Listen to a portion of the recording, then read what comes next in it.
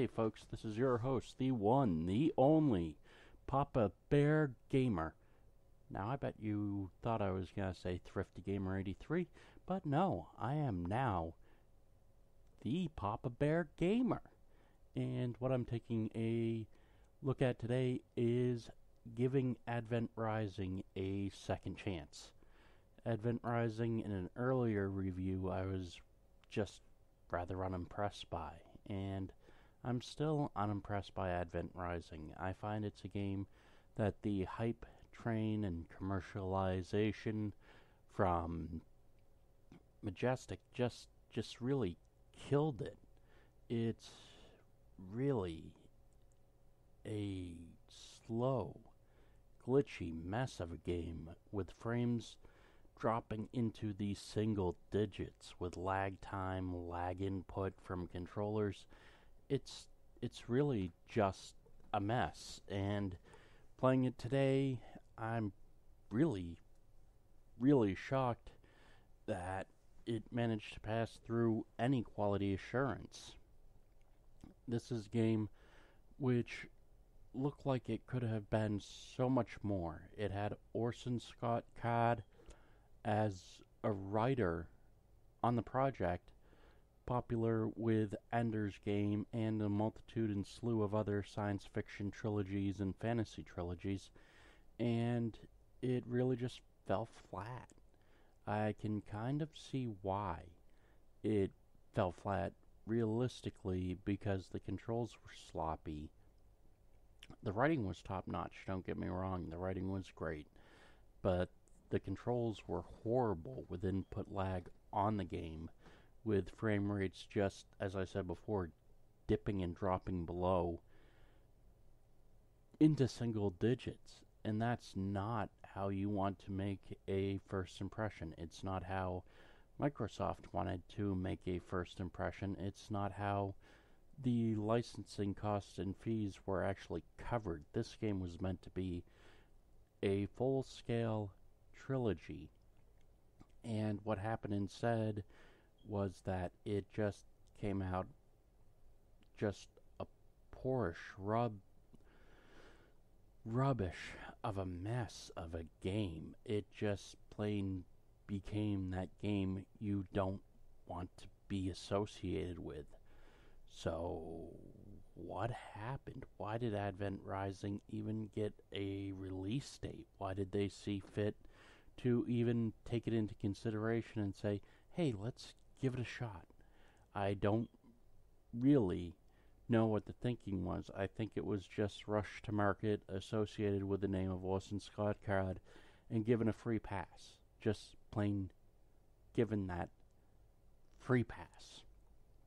Now, if I had bought an Xbox and seen the hype train built up around Advent Rising and had it, I would have been just plain floored that I'd spent close to $300 on it and expected Advent Rising to be a top-tier project. I picked up Advent Rising on a whim at a thrift store. I didn't have a smartphone at the time, didn't really check the reviews, just thought, oh hey, I got a new Xbox. Well, not new, but refurbished Xbox from the same thrift store, and I thought, wow, I can really use this. I can use this.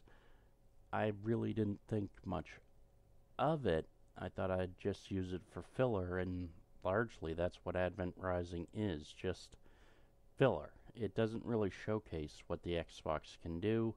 It just had this massive train that was built up through hype, anticipation, marketing, and sales. It just fell flat. It completely fell away. It was supposed to be, on a grand scale, comparable with Halo. It was supposed to be that twin effect of having Halo and Advent Rising as the 1-2 punch for the Xbox. It was supposed to be something that Microsoft and Majestic could push and push and push, like Bungie had with Halo, and before that, Marathon. Although, looking at it now, I remembered the Apple Bandai Pippin and remember how much hype was built behind that, along with having Marathon as a launch title. And the Pippin failed largely because of the same hype train and marketing which was built up around Xbox. But Xbox achieved and showed what Microsoft could do in just plain putting itself out there and taking a chance with the with having just not the same appeal. The Bandai Pippin fell flat, and I think that's where Advent Rising fell flat, when they wanted to make a trilogy of games or bring it back as a saga of games. It was a broken combat system which was an absolute mess. It was the control scheme which just really didn't work. And then, of course, you also have that problem with having a great science fiction writer that you just throw under the bus, and you can assume that Orson Scott Card really didn't work out well with the game. But it's not the writer's fault. I don't understand how Advent Rising passed through quality assurance. I really don't. Dipping below single frame rates, something like that. Something really that should have been looked at for quality and assurance and testing in programming and design, and yet it just passed right through. It could have been the game which made people think twice about buying an Xbox. Luckily it didn't. It had a strong enough backbone library to catapult itself into its first iteration. As it is just playing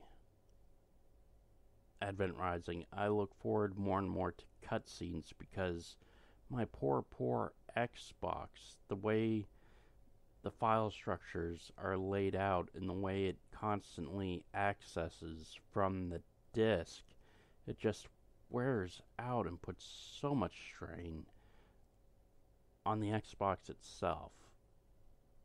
It's really wasn't utilized correctly for the hardware of the original Xbox. It wasn't compressed properly. I can tell the writing scenes are great. The cinematics are top-notch, really. And just the game itself. Just the game itself is so just broken horribly. The controls, as I said before, the vehicle controls are just so horribly designed. Collision detection is hit or miss. I don't know how. I don't know how it passed through. I don't know what Majesco was thinking in letting a game like Advent Rising be what they would want as their 1-2 punch with Halo, with their killer combo. It just was horribly broken from start to finish. The writing and the cinematics, the visuals were the only things to look forward to. Alright folks, I am your Papa Bear Gamer. Have a good one.